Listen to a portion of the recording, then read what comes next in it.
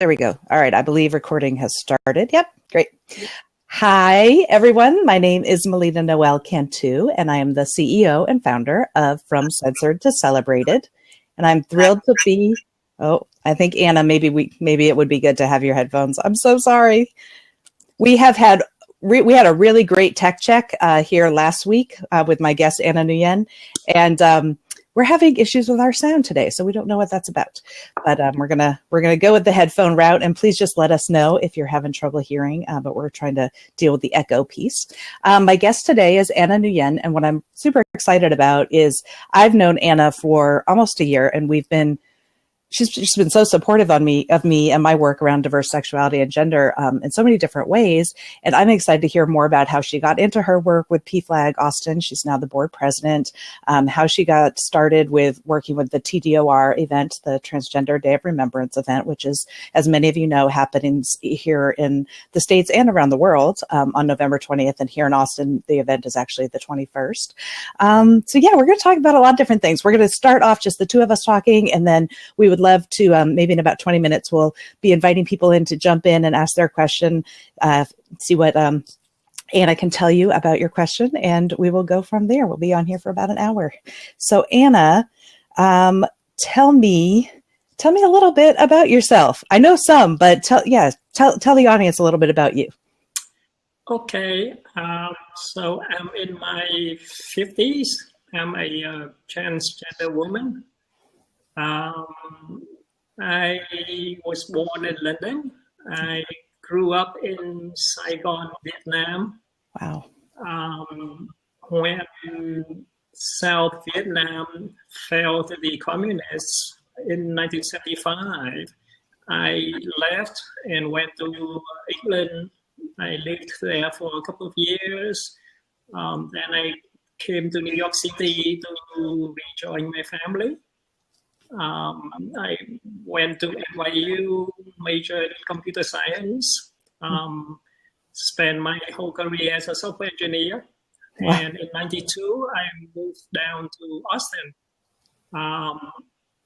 About 2.5 years ago, I started my journey of transitioning, and I have been living full-time as a woman since last July.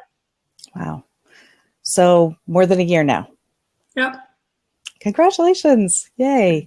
It's so interesting for me, having kind of come in the middle of your journey, certainly here at the tail end in the last year or so. It's great to hear kind of your more full background. I didn't realize you were so international and where you had lived. So very, very cool. So you said you were born in London and then you went to Vietnam. Is that right? Yeah. Yeah. I grew up in Saigon. My family went back to Saigon shortly after I was born. Okay. Yeah, I grew up in Saigon.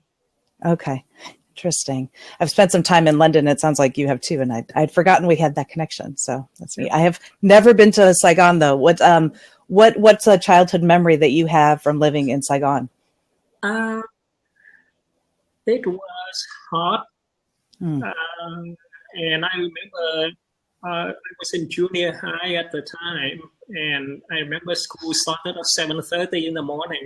Wow! Yeah. It seemed quite normal back then. But over here, that's pretty outlandish, I think. Right. Well, I don't know. My kiddo's school starts that early, so I guess it depends.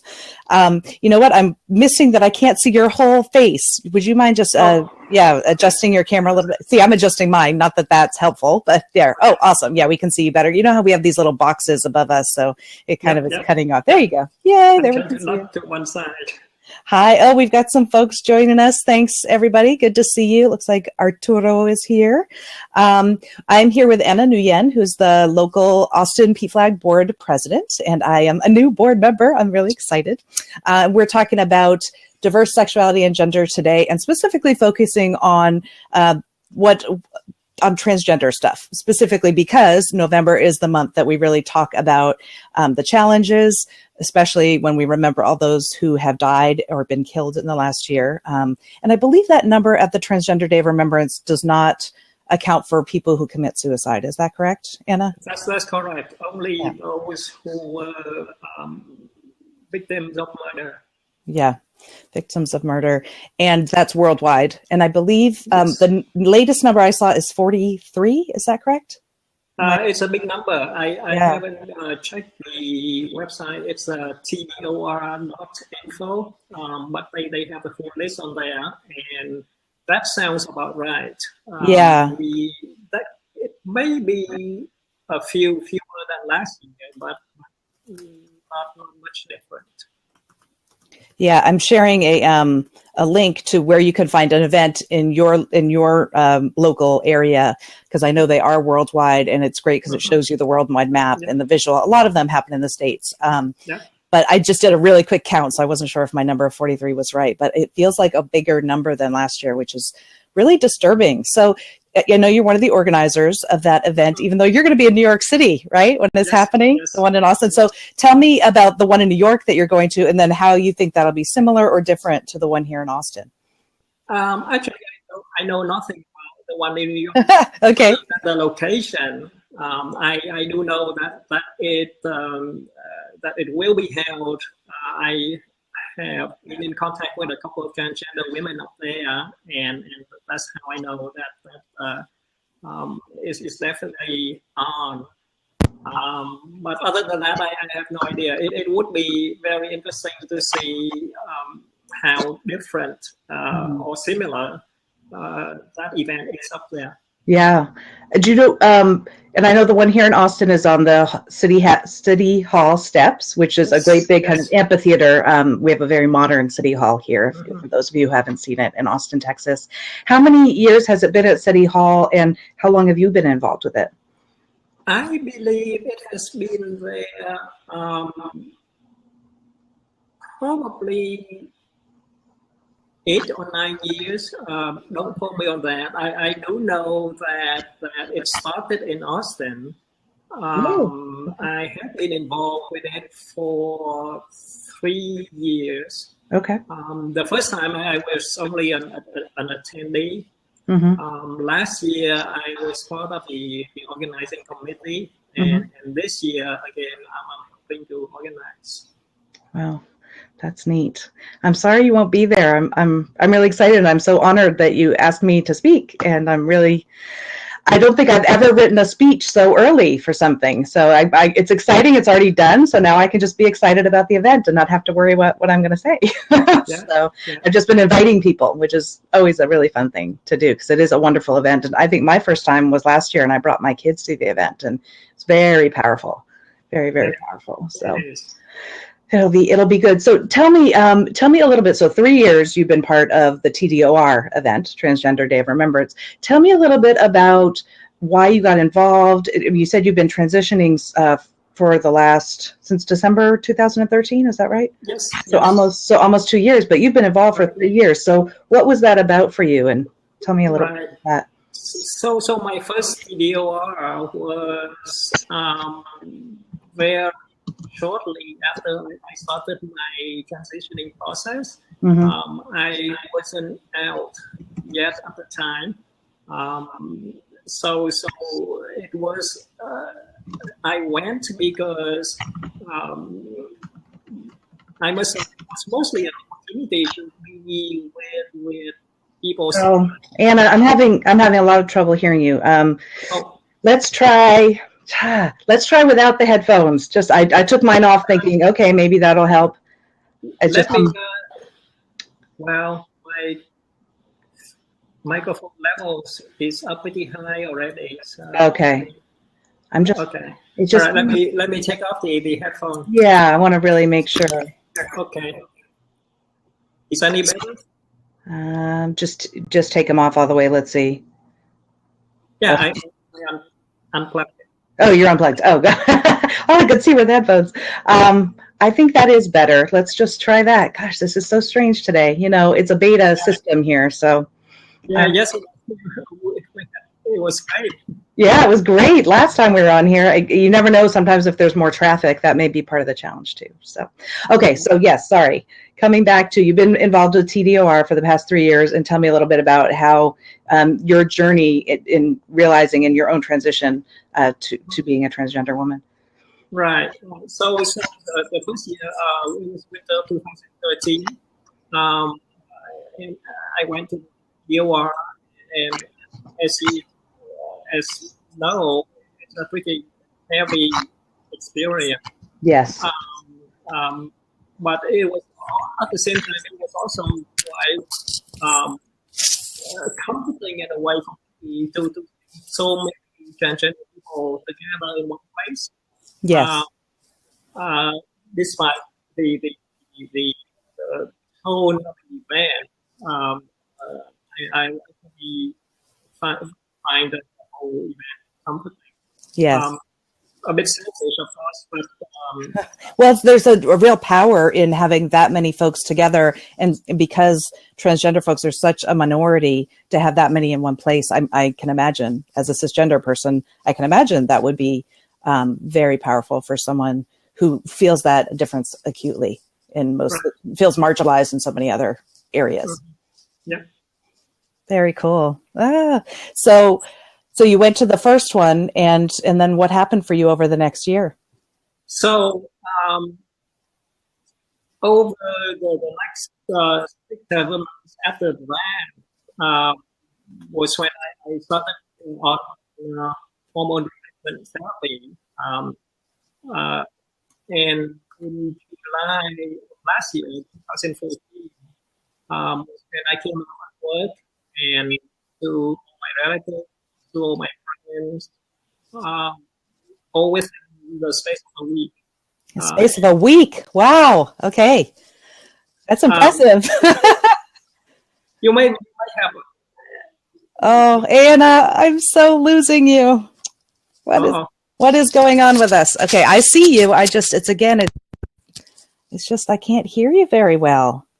I hear a bit of an echo. Echo. But I can hear myself. Okay. What do you think? Headphones one more time? Give it a try. I think the only thing I can think of is that there are two mics on, but I know you said you checked for that. And I know you're a software engineer, so you know your way around a computer. Well, how could this have worked so well? If anybody in the audience has any suggestions for us, I've always used the headphones and they've worked really well, but last time we didn't need to. Oh, wait. Oh, do you have something with a speaker? Yes, I. Okay. This opened in another window. Oh, that would do it. Okay. Yep. I feel better. We're not going crazy here. Hang on. There. That should be, well, okay, the echo's gone. Yay! Can you hear me better now? Yes. And I'm going to take... I'm going to try without the headphones. I'm going to take mine off. How are we doing? Good thing you accused me of being a software engineer, so I felt I went to look. No, you're still doing it. Okay. Sorry, everybody. Anna's just got such great things to say that I want to make sure we can hear. I'm putting mine in, let's put them back on just to, that's usually the safest way to get the echo out of the way. Okay. Testing. Are you still picking me up on another screen? Let me see if I'm picking me up on another screen. Since you just checked. Nope, I've only got the one screen. Anna, go ahead and say something. Okay. Okay. All right. Yeah. That's okay? Nope. Put yours back in. I'm getting a drink. Oh, my goodness. Good thing I brought some coffee. I don't know about where you guys are, but in our part of the world, November is still a very warm month here in Austin, Texas. So I've got the windows open, the fan on. It's warm. Okay. As far as I can tell,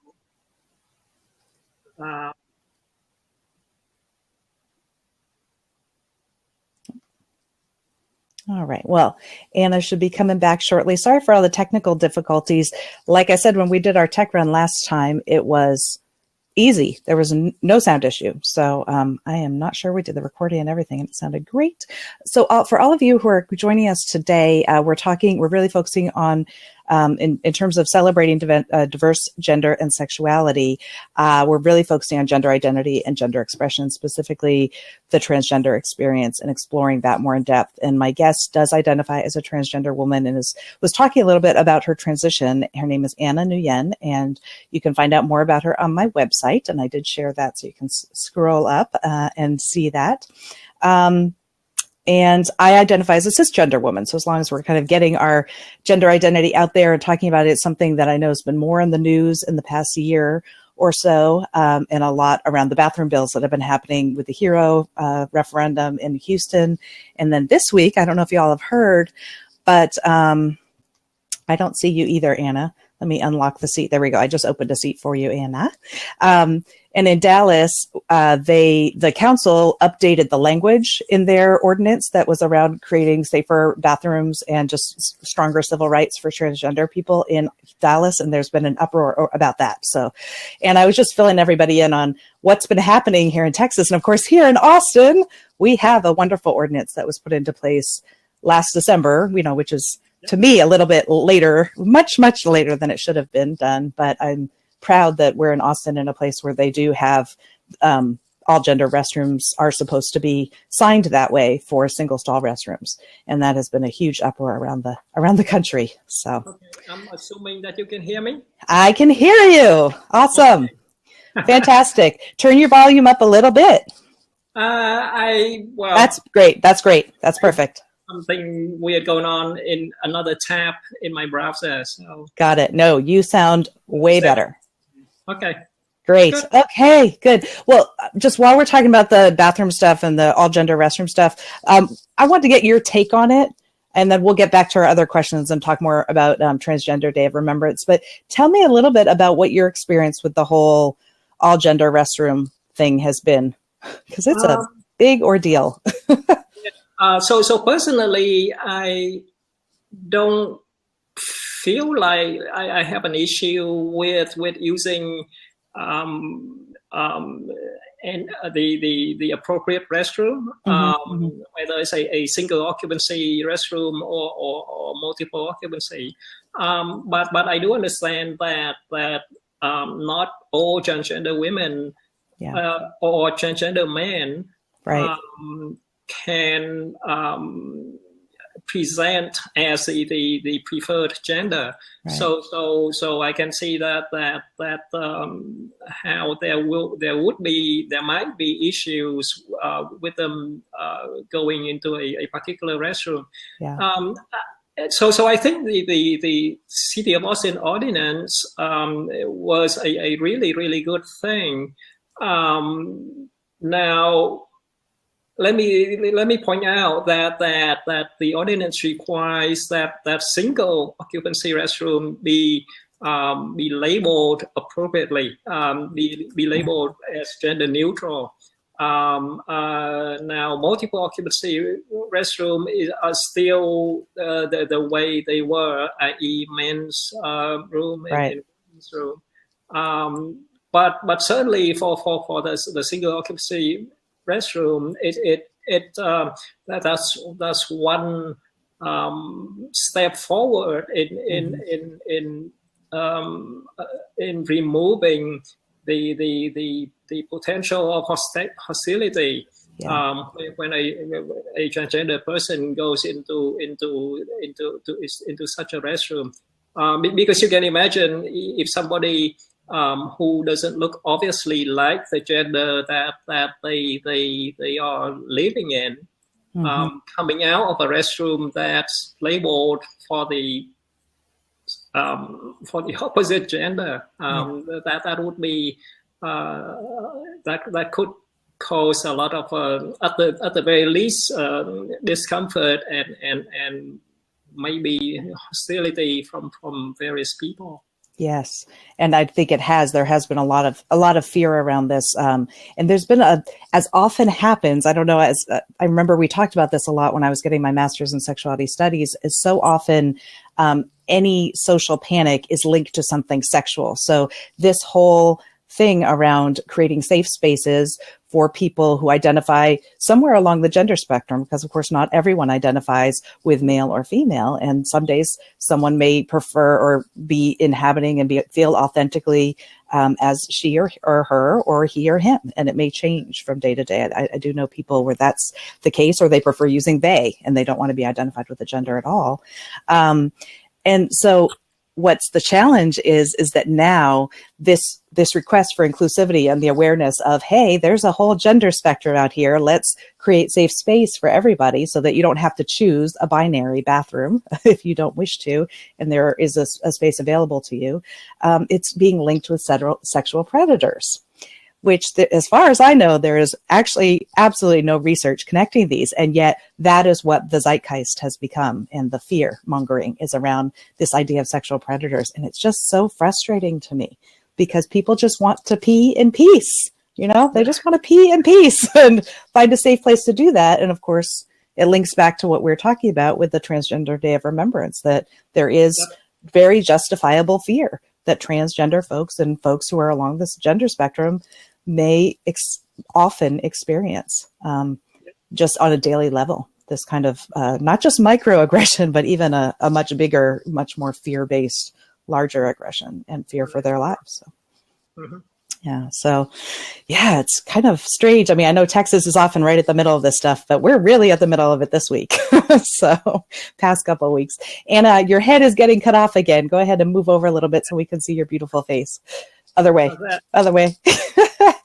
Well, my camera is opposite from what I think it is. I think that must be it. There you go. Yay. Okay, good. We can see you again. And you've got some cool pictures back there. I like seeing those too.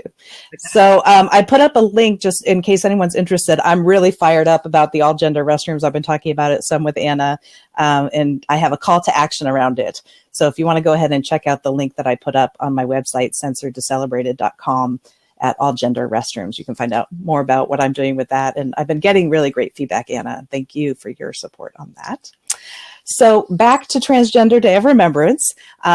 Since we had so much trouble hearing you, and I'm so glad we're all sorted out with that, can you tell us a little bit more about you went to Transgender Day of Remembrance as an attendee the first 3 years ago. And then in that year, you had your own coming out process. So can you go back to that and lead us through the process again? Because now you're organizing it this year. So, I mean, it's been a pretty fast, in 3 years, you went from attendee to organizer. So it's a yeah. So my transition, I came out to first to my wife. That was in September 2013, and I have been very fortunate that she is very understanding and very supportive of my decision. Because without that, even though everybody else have been really supportive, my transitioning would have been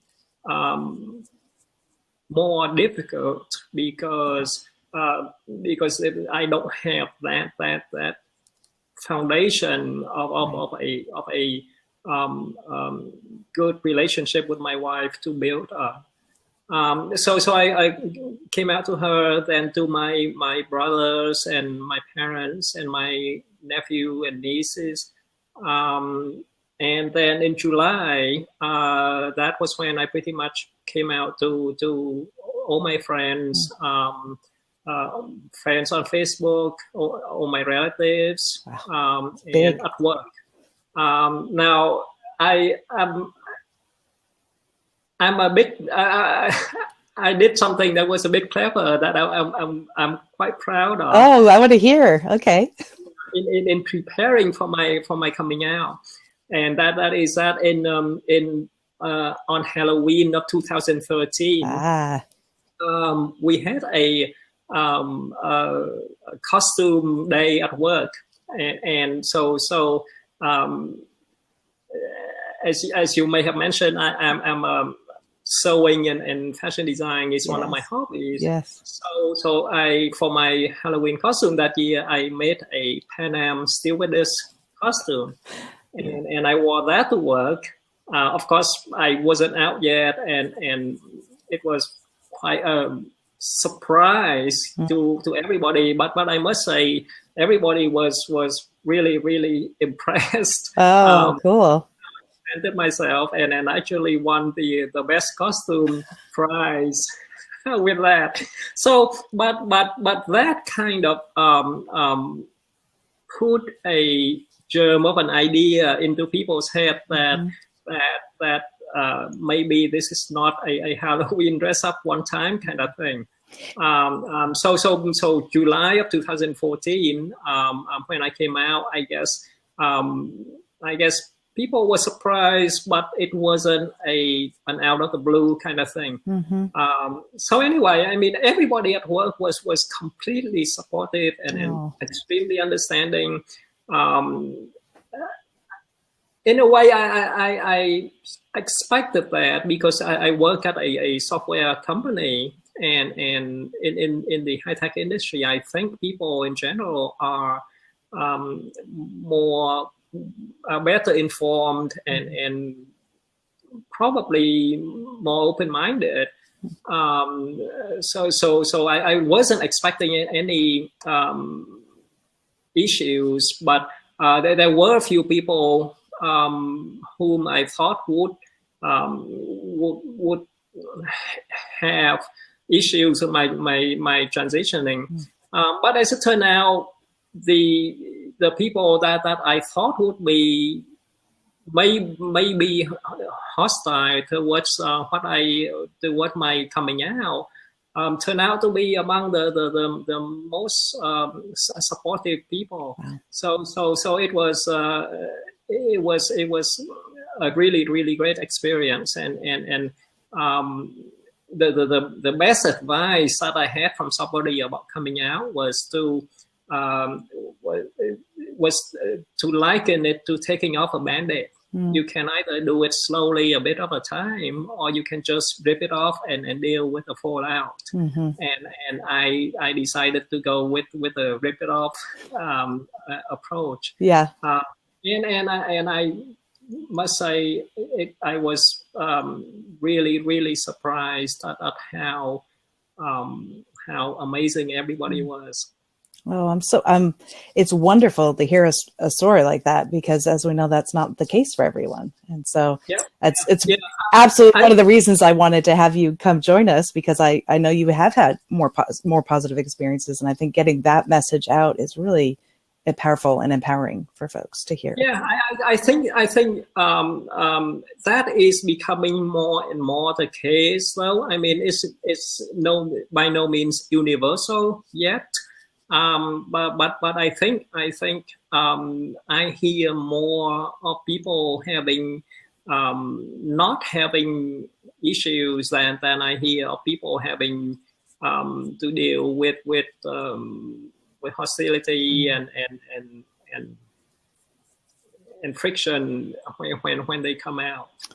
Wow, and to know that your wife was so supportive, and you two are still together, right?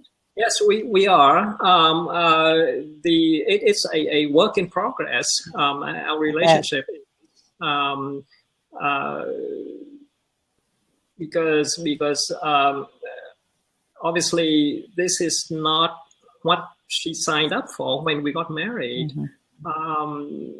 and I completely understand that. In a way, I feel that perhaps it was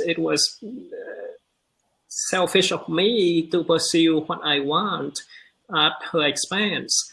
I think it's one of those situations where you can look at it as a lose-lose situation or a win-win situation. But in any case, we're still very good friends. We will support each other for the rest of our life. Wow. But as far as our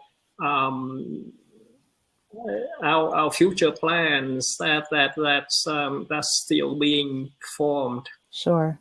Which makes a lot of sense. Given what a big change that must be in your lives. Are you hearing an echo? Oh no. No, everything's fine. Everything's fine. Great. Okay.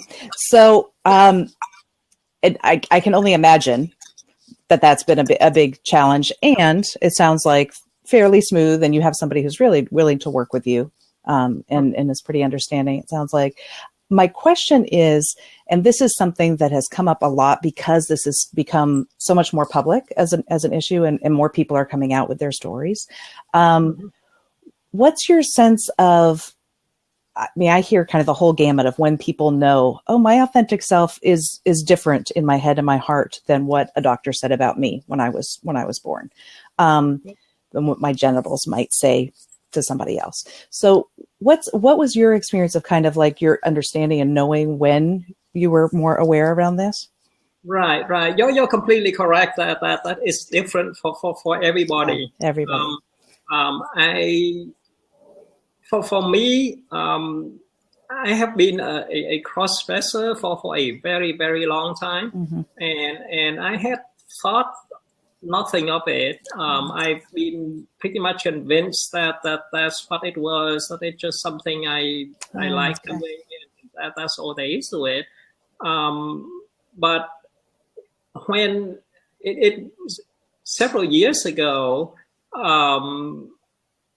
my feminine wardrobe start to evolve to more of what quote unquote a normal woman would wear, and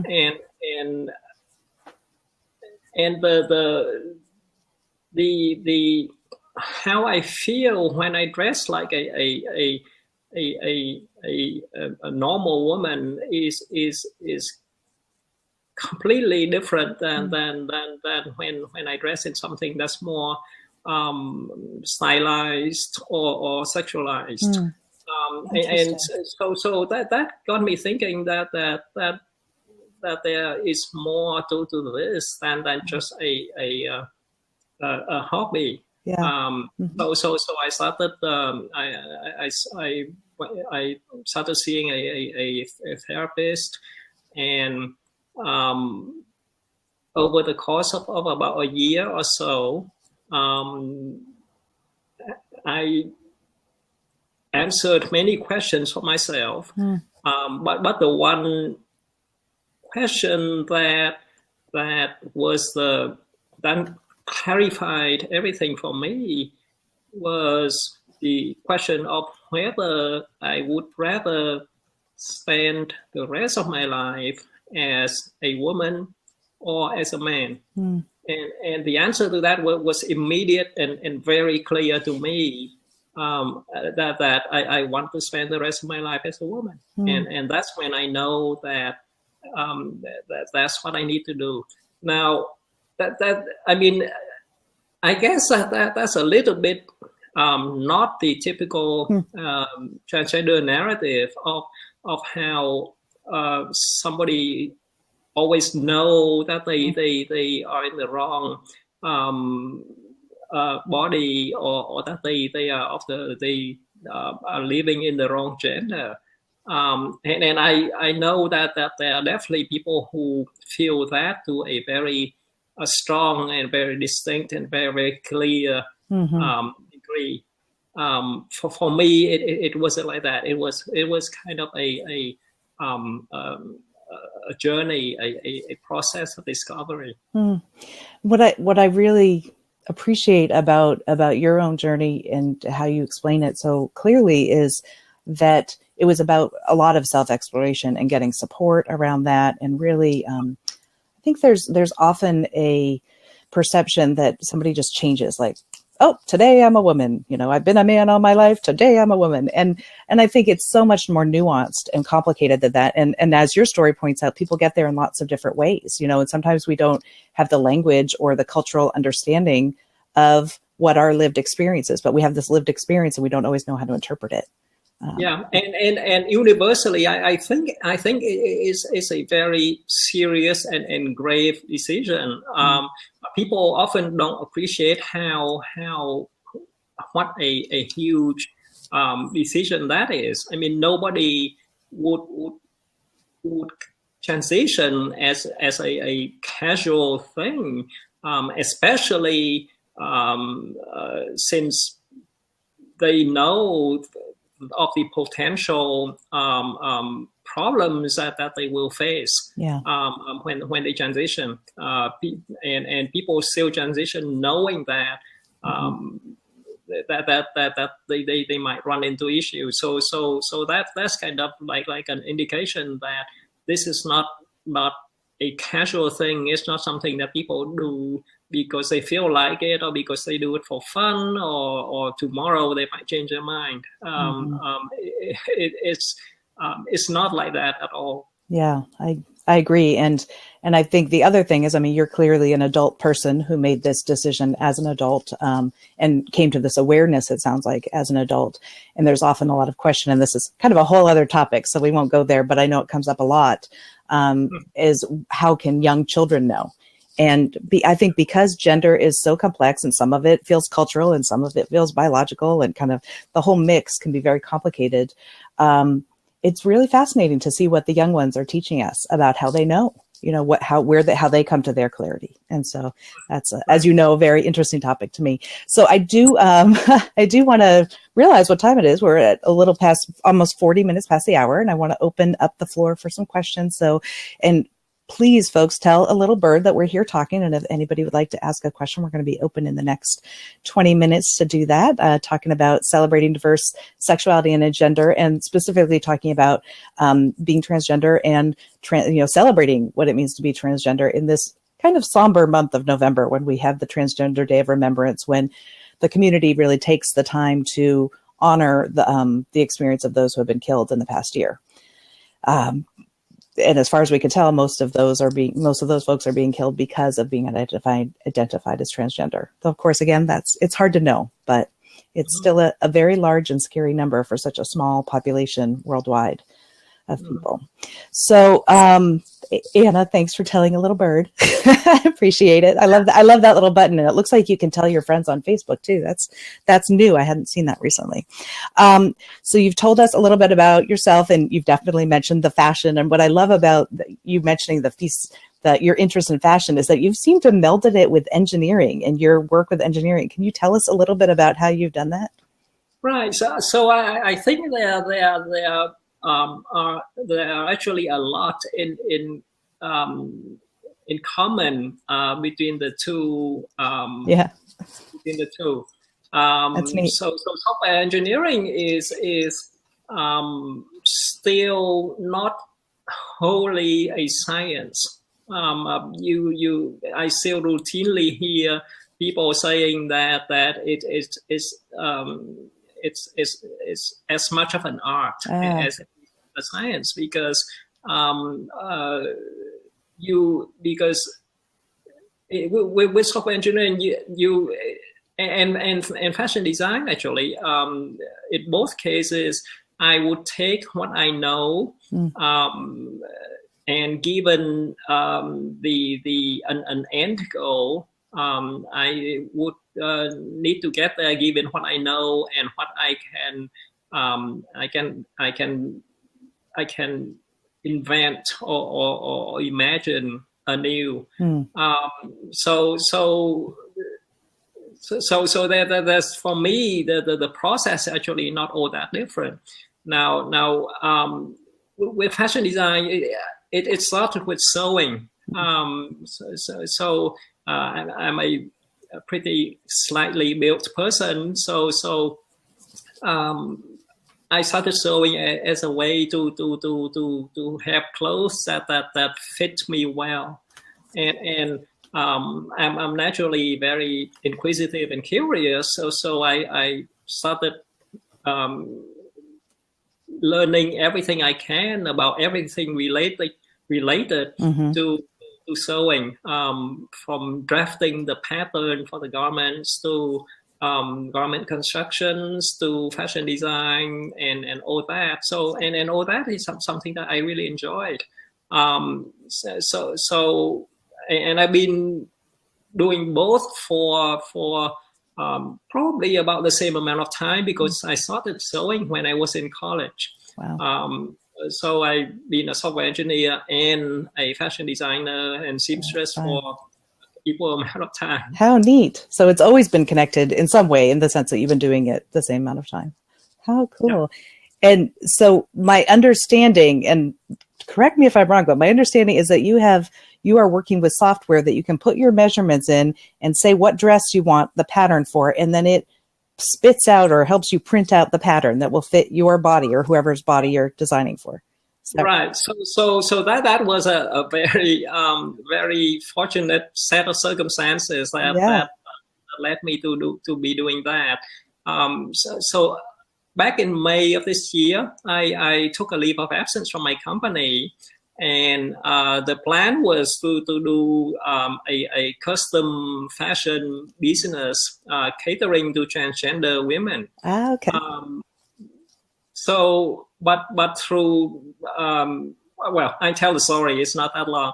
One of the sewing meetup that I go to, one of the women in the group uses this application. She has been using it for quite a long time, and she knows the owner of that company pretty well. And through some email exchanges, she came to know that they were thinking of stepping back and looking for somebody to take the business over. Wow. So of course she immediately thought of me, software engineer and seamstress and fashion designer. So she made the introduction, and so I got in touch with those the owners, and we negotiated, and I took over that business. So it's an application that allow you to select from about 350 different designs, and with each design you can select the various styling element. For example, different necklines, different sleeve size, sleeve lengths. If it's a dress, you can select the length, the number of darts. So you can do that, and then you enter your a set of measurements, your own or anybody else's, some 50 different measurements, and then given all that, the application will generate a pattern for the garment that is custom fitted for you. That's amazing. And that must just work so well to have that option for people with maybe unusual body sizes, or, tall, short, bigger, very small. I mean, that just gives you such a range to be able to make clothes that fit for yourself, or make clothes for someone else that will really fit them well. How cool. My mother and I used to do a lot of sewing, so I could definitely see the benefit of this. And I did put up the website so folks can check it out and get a little bit more of a sense of what you're talking about. And I just wanted to comment on when you were talking about making the Pan Am stewardess outfit. And that's a picture, of course, that I've been putting up, and it's on the webpage that is dedicated to Anna the Awesome on my website. But what I love about Halloween, and I think I see this as a common theme, is that a lot of folks in the LGBTQ community, that's a real celebratory day, because you do get to go outside of kind of our cultural boundaries and celebrate and be celebratory about that in a way that we don't get to be so many, 364 other days of the year. And so I like how you really use that innovatively to your to your benefit. It's a great idea. So I have heard Halloween referred to as a high holiday for cross-dressers. Yes, I'm sure. Well, I remember being in San Francisco, and there's a big celebration in San Francisco on Halloween and lots of folks out in the streets in wonderful outfits. So I remember that too. Wanted to ask you a little bit. Well, I do want to say there is an open seat here, so we have about 15 more minutes. If somebody would like to come in and ask Anna a question, you are welcome to do that. I just was saying how, Anna, I call you Anna the Awesome, and that's my nickname for you. And I wanted to share why that is. And for me, Anna is so awesome just because of who she is. All the wonderful things she does in the community and through your work. I mean, I just think I love that combination of engineering, software engineering, and fashion. It's really neat, and that you've been able to make a way for yourself to do that in the world. But what I loved is that when I put out the call for the celebration tour, which is of course the tour where I went to 24 states this summer and one province, Ontario, in 7 weeks. And I did it as a road trip, and I did it with my kids. And we went to libraries all over and donated books that had been gifted by other families who celebrate their own children, who identify as trans or queer or in some way. And they all donated these books. And we gave them to libraries and talked to librarians. And it was just an amazing experience. And Anna was my first supporter of that whole endeavor. And so when I got the little note saying she'd made a donation, it was like, all right, we have to have a name for the people who donate. And so she was the first. She got to be Anna the Awesome. So anybody who donates to me for any reason is awesome. And I appreciate you. But Anna really is the awesome. So thank you again for that. And I know me being part of PFLAG has been just a huge part of feeling like I could do something like that and do that call, when I felt that call to action, that I could feel supported by my own home PFLAG group and do that. So yeah, thank you. And that's why I stepped up to run for president of PFLAG Austin. Because during my transitioning and my coming out, the PFLAG support group meetings have been a really, really great resource for me. It's a comforting and understanding and supportive environment that even though things went really well for me, it was still good to have such a an occasion to be with people who understand and support me. So because of that, I wanted to give back. So I step up and run for president. That's so awesome. What's your sense of I know there in Austin, there are 3 PFLAG meetings that meet around the city. Is that correct? Yes. Yes. Go ahead. And so I guess I was going to say, is Austin the main place you've gone to PFLAG? Have you been to other PFLAG meetings around the country? I know it's nationwide. And is it international? I don't actually know. It is at least a nationwide organization. I'm not sure if there's a PFLAG presence in Canada or not. But no, I have not been to PFLAG meetings or groups in other cities, which actually that reminds me, maybe I will look up the PFLAG meetings up in New York and see if I can come by and say hello. Yeah, that would be awesome.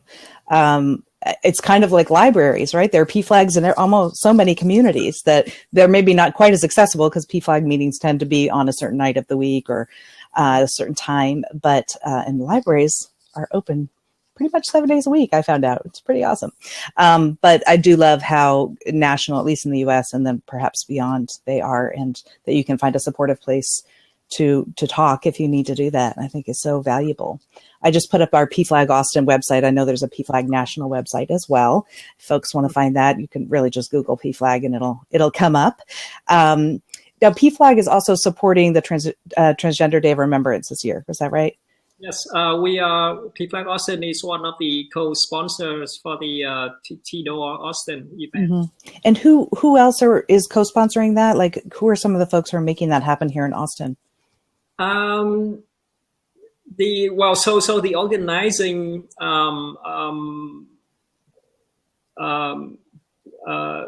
entity is the Transgender Education Network of Texas, or TENT for short, and they have been the main organizer for since the inception of TDOR Austin.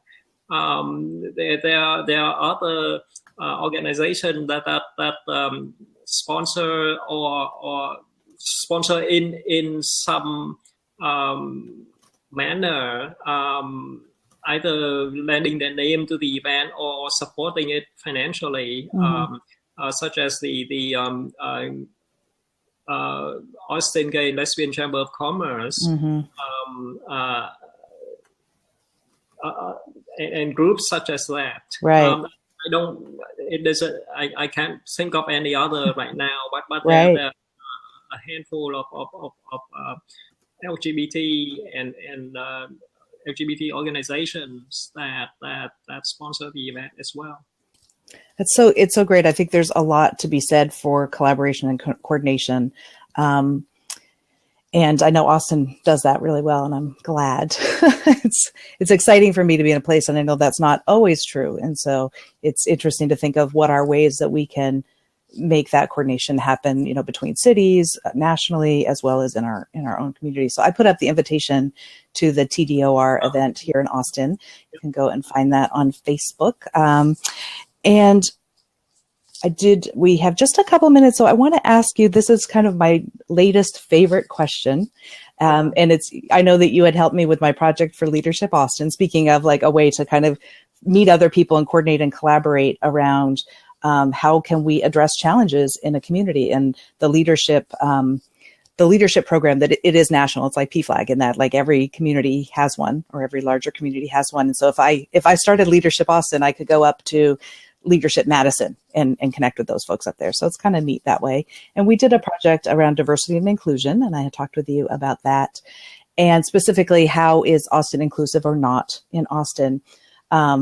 I think one of the things that's been coming up, Anna, just to give you feedback about what other folks have said, is that it often seems like there's some of the same people with a lot of privilege and a lot of power making the same decisions. And so how do we shake that up? How do we get more diversity into that group? And get a little bit more grassroots action. And I love how I think TDOR, which is on the steps of City Hall, and that space is given to us for this event. I think that's a great example of that, of like, what, we have some other voices, and let's make sure they're heard. Yeah, I think in general, from my experience, many organizations, not just specifically LGBT organizations, have to make a conscious effort to be more inclusive and diverse. I know that several, three of the main endeavors that I'm involved with, PFLAG, Intent, and a thing called the TGQ Social, which is strictly a social event where transgender people of the full spectrum of transgender people just come together and hang out and socialize. All three have they can all be more diverse in my experience, and to their credit, certainly TGQ Social Intent make very conscious effort to head in that direction, and with PFLAG, that's going to be one of the two major goals for my coming term and for this coming term of the new PFLAG board. Yeah, and that is how we can become more inclusive and more diverse, more welcoming to people unlike ourselves in any aspect, and how to get the words out to demographics that are not well represented in the group. Yeah. As you know, as the new VP of membership, I'm really excited about that too. It's a big issue for me. And on that front, one of the things that we did in the video, of which you're going to be a part of that, some of the clips from when we talked, was the question of I would like to see. So I guess my question for you, and I'll give you a second to think about it, is what would you like to see that would make Austin feel more diverse and inclusive to you? What would be one thing? I think Austin, as progressive and as it is, has the same challenge in diversity as any other large groupings of population. And certainly, I would like to see. At the very least, more represent a more representative mixture of ethnicities in the various organizations and events. And certainly it goes beyond ethnicity to religions and political beliefs and anything else. I think it is human nature that we feel the most comfortable with people most similar to us. So for everybody, it's always, I think, stepping out of their comfort zone a bit to interact with people that are not so similar to themselves. Right. And you may find that there's more similarity than you realize when you kind of go beneath the surface. Yeah. I'm getting the echo. Are you hearing it? Just a tiny bit. Okay. So similar, kind of what it sounds like, similar to yours. Mine was, I would like to see diverse sexuality and gender celebrated throughout Austin, culturally and politically. And I hear you saying you want to see that kind of at the board level, at the membership level, in all sorts of different, both in companies as well as, nonprofits and that sort of thing. So just really getting to see people in positions of power that don't all look the same. Yeah, no, I wholeheartedly agree. So I would ask the folks who are watching I would love to hear what yours would be. So I'm going to put the prompt here. I would like to see, what would you like to see in your community that would help you feel like it was addressing and being more inclusive and more diverse, and making hopefully a stronger and better community. So that's been a big focus for me recently. And I love having had a chance to talk with you about it, Anna. And for me, part of it is being able to share our stories and celebrate our stories is a big part of that, because I think the more we can hear each other's stories and see the humanness in them, the more we can celebrate our similarities and our differences and move forward. One would hope move forward. So, as many of you know, we are coming up on the top of the hour, but Anna, is there anything else you want to share just before we wrap it up here?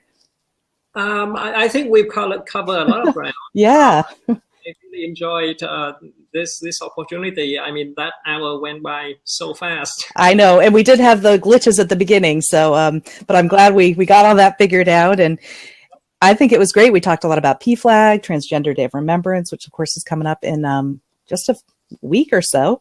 And also we talked about all gender restrooms. I'm going to put out that's my call to action, the project that I'm working on. And so I'm going to put that website up for folks to check that out, because I'm trying to take that nationally. I believe we're at the point of the New York Times. Did you read that New York Times article that just came out? They identified Seattle, Berkeley, Santa Fe, Austin, and Philadelphia as cities with ordinances that are very strong in protecting transgender civil rights, and especially kind of separating out sexual orientation and gender identity. And Dallas has gotten on that wagon in the last week. So I am all about how can we celebrate the fact that there are some communities that are wanting to create safe space. And so how can we know, like with no smoking signs, that was a very powerful way to make the public spaces smoke free. And so I feel like we can use the all gender restrooms to really make it clear that we're an inclusive city or inclusive community around being welcoming people who identify with all genders and feel authentic in their own gender. And that they get to express that, not just at Halloween, but every day of the year.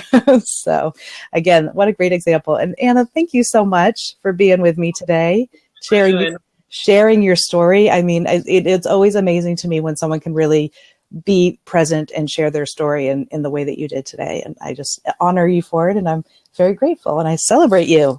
Absolutely. And my pleasure, my honor. Thank you. Yes. And two, I want to just give kudos that once you came through your personal journey, it really felt like, it seems like you've really wanted to give back and get involved. And I think that's just such a great model for other folks out there, that if you're passionate about something, and I know this is something that I feel too, that I've kind of gone through my own process, and I'm passionate about celebrating diverse sexuality and gender, and to do it in whatever small way you can. It doesn't always take a lot of money to do something like this and really make an impact. So So until I see everybody in December, we have a really great guest on in December as well. We do this monthly. You can sign up on from Censored to Celebrated to get on my email list. And until I see you in December, check out Anna's page that I did for her so you can learn a bit more about her. You can connect with her there. And I just look forward to hearing what everybody's I would like to see statements are. And if you want to help me with the All Gender Restroom project, I would love for any help and support on that. And thanks again. And until I see everybody next time, celebrate all the people in your life. Bye. Bye. Take care. Bye, Melita.